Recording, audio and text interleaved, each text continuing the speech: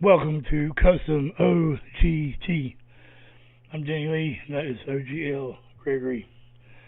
Hope everyone is doing okay today or tonight, or whatever time of day or night it reaches you.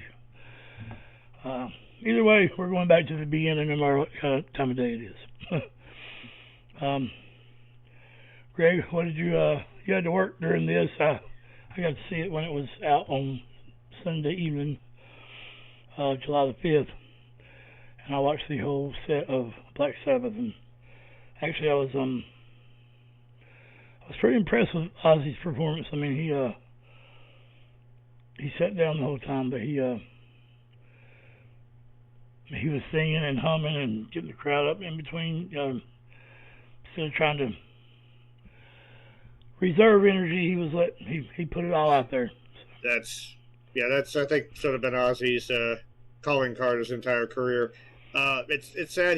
I think, to my knowledge, he's really can't walk anymore because of the Parkinson's. But and I was really worried. I'm like, when they're talking about one final show, I'm like, you've given us enough, man. You don't need to do this. But I think Tom Morello was the musical director for this, so he put together a hell of a show. All the original members of Black Sabbath, Geezer was there, Bill Ward was there, Tony Iommi was there. Just an all-star cast of musicians, and I love how they had the big throne there for Ozzy to sit in. So on one hand, it was sad that he's doing his last performance, without the ability to stand, but they made it a spectacle, and he's always been called the Prince of Darkness, so Prince of Darkness needs his throne. It is amazing, his longevity. He's been making music for 57 years. That's 6 years longer than I've been alive. And his voice, it's not as high as it used to go, but from about 1981 on, it sounded exactly the same. He did a song a few years ago called Patient Number 9 with Jeff Beck. I think a couple years later, Jeff Beck passed away. Ozzy still sounds exactly the same. It's absolutely crazy. But if anyone deserves a tribute like this, it's Ozzy, and it's definitely Sabbath. Sabbath largely sort of laid the blueprint, the foundation for what we know as heavy metal. So hopefully I'll be able to get to see this one if it's put up in another fashion. But just the concept of it is great. Ozzy gets his last hurrah.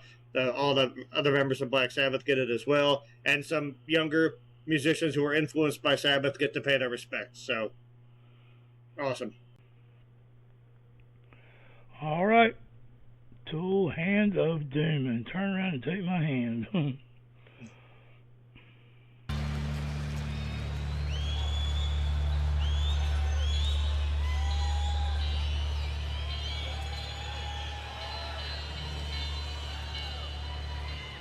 Oh boy.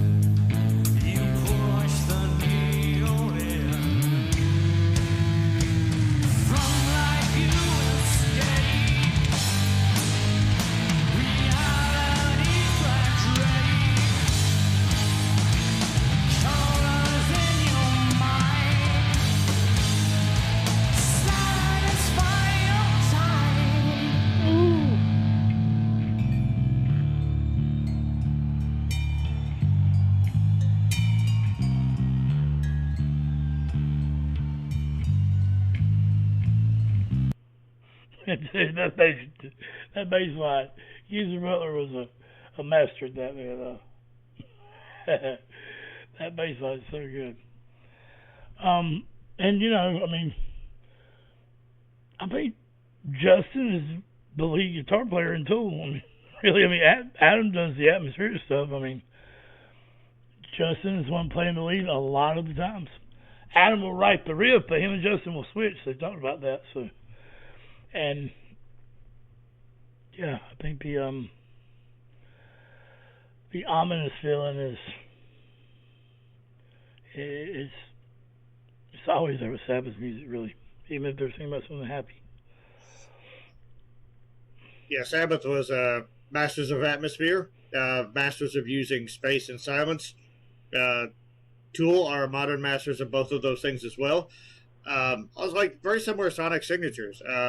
Adam has, as you mentioned, listed Tony Iommi as a influence for his sound. So they have similar, giant walls of distortion. And Maynard's voice is a similar cut to Ozzy. Different tones, but that sits high, has that nasality, that ability to cut through. And again, this song is sort of like the song Tool was born to cover. What's interesting is that you mentioned that Justin a lot of time plays the bass like a guitar.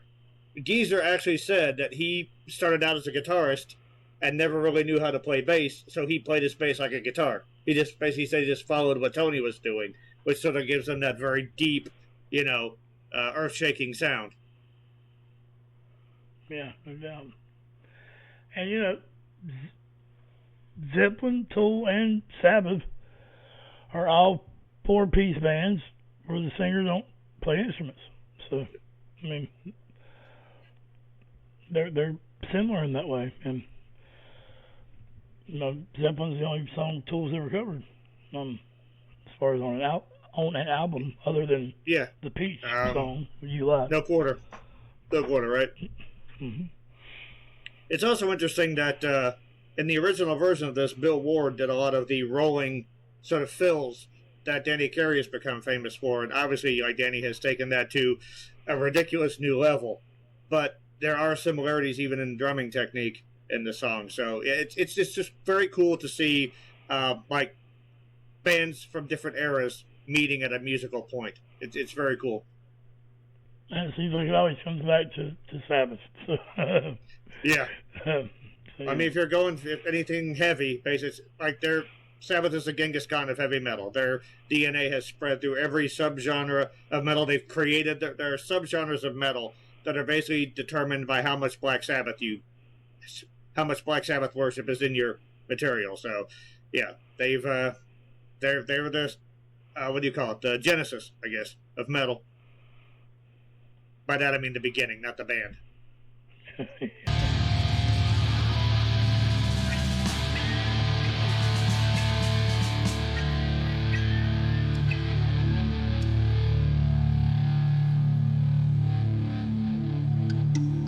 Is it silence to set up something? Eye contact. Whoa. That's 42. Man, I did it again. Sorry, y'all. I do that every time.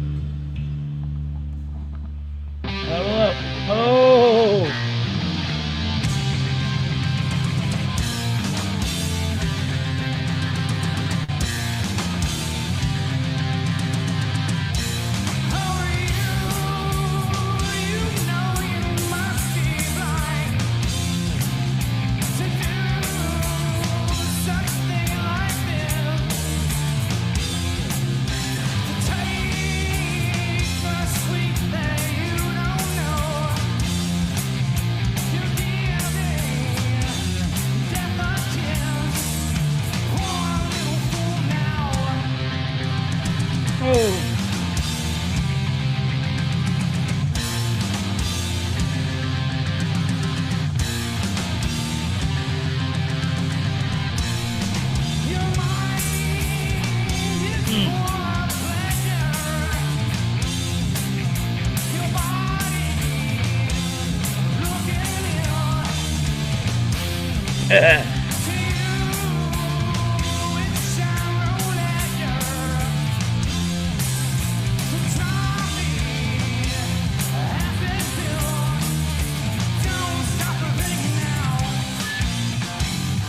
Oh.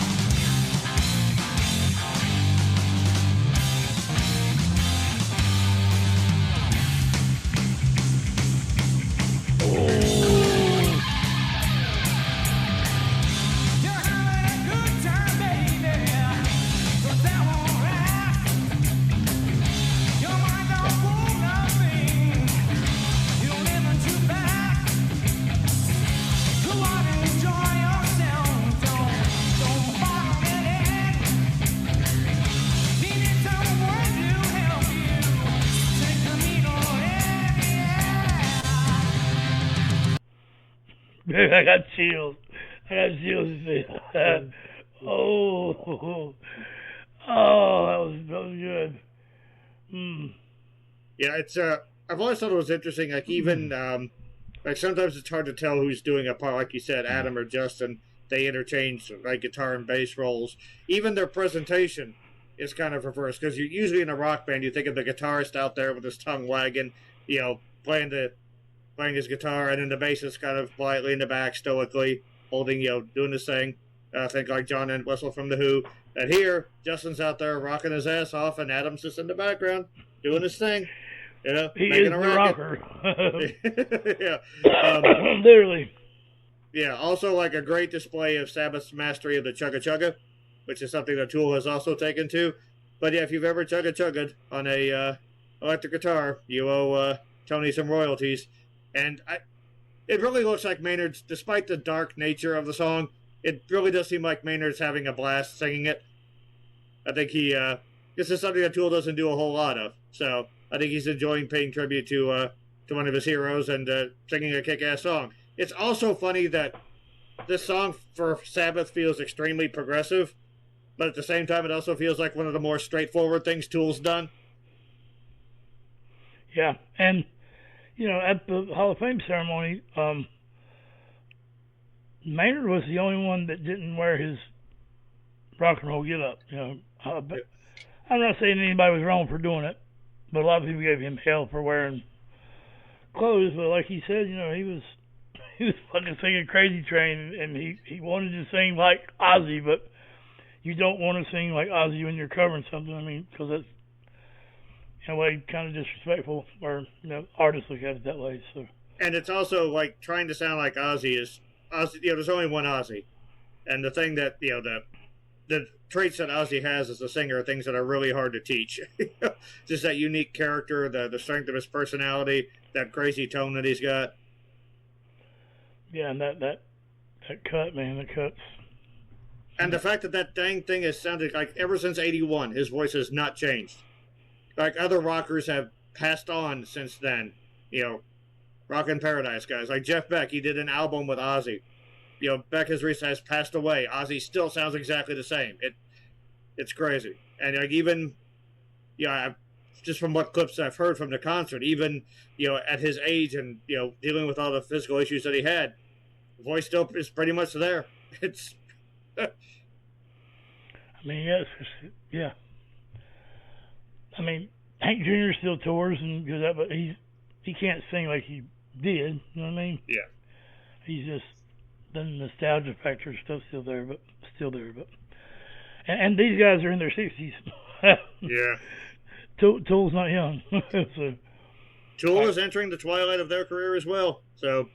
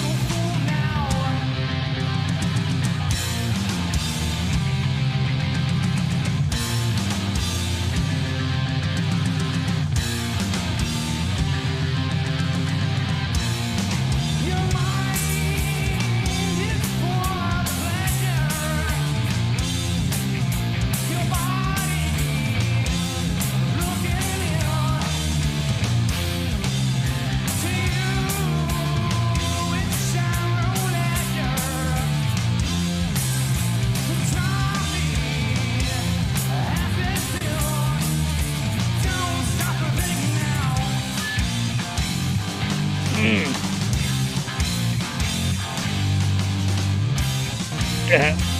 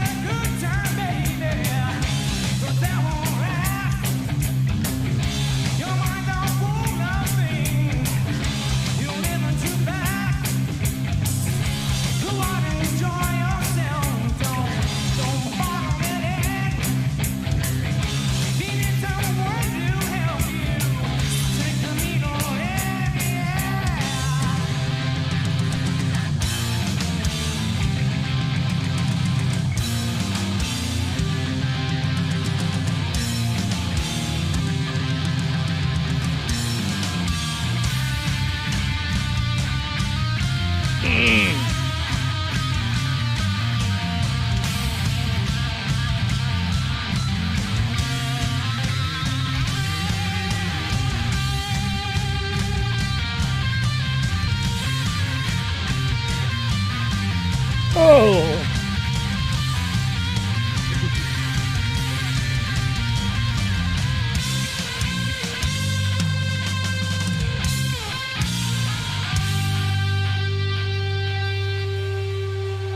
Ooh. Yeah.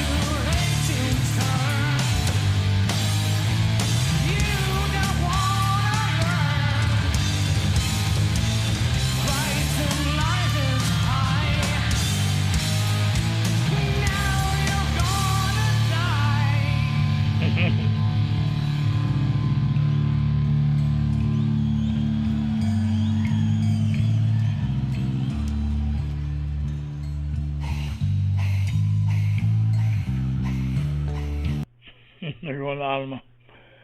Yeah, I couldn't pause it, man. That was good. Yeah, when that song gets going. Yeah, I mean that. You're right. It has a lot of progressive elements to it. 1,000,000%.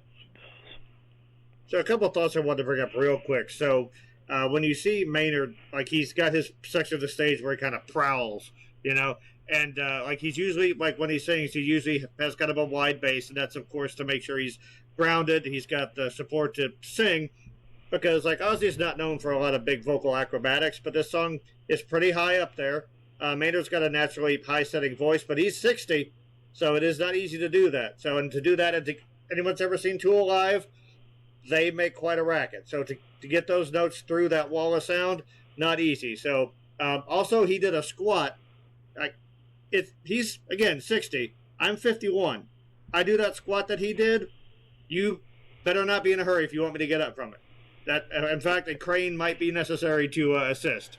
But it's a good thing he does jiu-jitsu and stuff like that, because he has this hunched forward posture when he sings.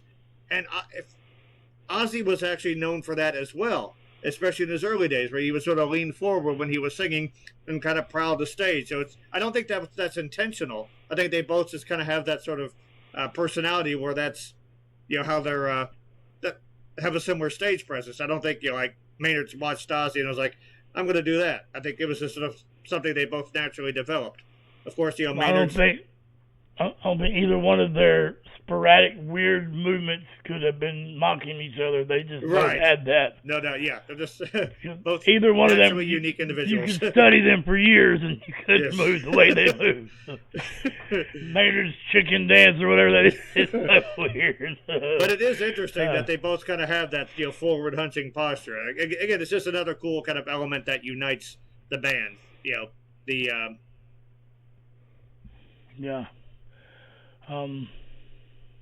And also, like, Sabbath, it's a great farewell to them. Iron Maidens and Judas Priest are both, they're in their 70s now. You got to figure they're probably in the twilight of their careers. Tool, they're in their 60s. Just it feels like a lot of eras are either ending or preparing to end.